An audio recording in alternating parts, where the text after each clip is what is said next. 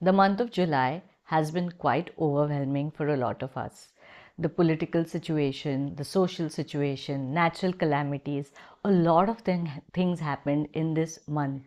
I myself went through this challenge of dealing with massive flooding in my village, and while fortunately we were safe and we faced no damages other than just minor inconveniences because of the power outage and no networks, there was a lot of damage around us, and people who we have known, who we don't know, who live close by, lost a lot of their things, their livelihoods. There were a lot of damages, and it was a feeling of helplessness that we had because we didn't know how much and how we could help rebuild this community.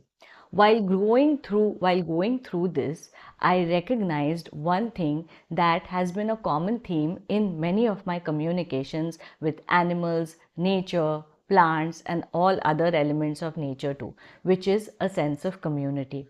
While it was raining and it was flooding, we saw people shut down their shops, take their two-wheelers, and go around helping people who are stranded, who could be dropped back home. We saw random people showing acts of kindness to animals, feeding them, providing them with water, providing them with shelter, and everybody came together as a team. These are strangers, let me tell you. They may have seen each other on and off in the village, but nobody knows each other's names, and yet they are all coming together to help those who need that help dearly. And there was such a strong sense of community that I felt during this time with this village, where I have been living here for over 7 years now, and though I know people and we interact with each other socially, this sense of community was something that I hadn't felt, and that shifted something within me.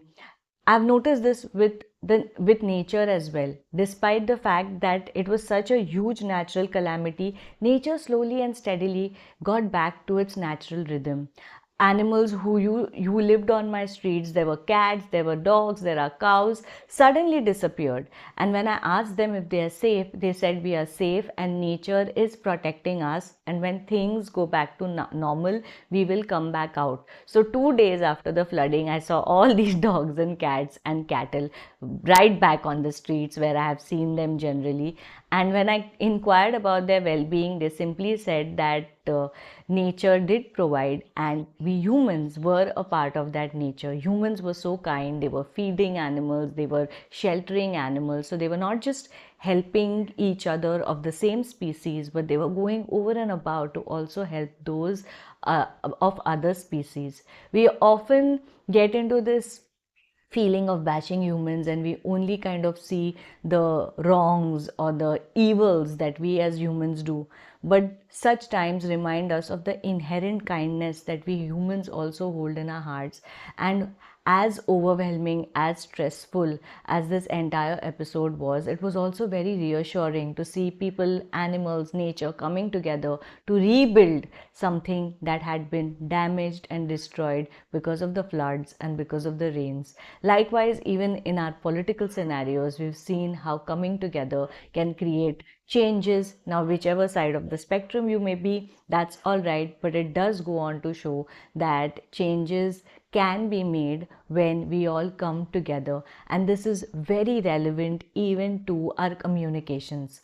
When we have a spirit of community within us, and when I say community, it's not limited to building up a community of communicators.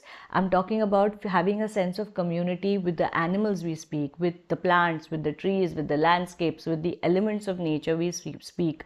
When we look at ourselves as a part of that ecosystem and not apart or separate from the ecosystem, that's where we build stronger connections, we build clearer communications, and we all can come together as a team, whether humans, animals, or any other species, to collectively raise the consciousness and energetic vibrational frequency around us.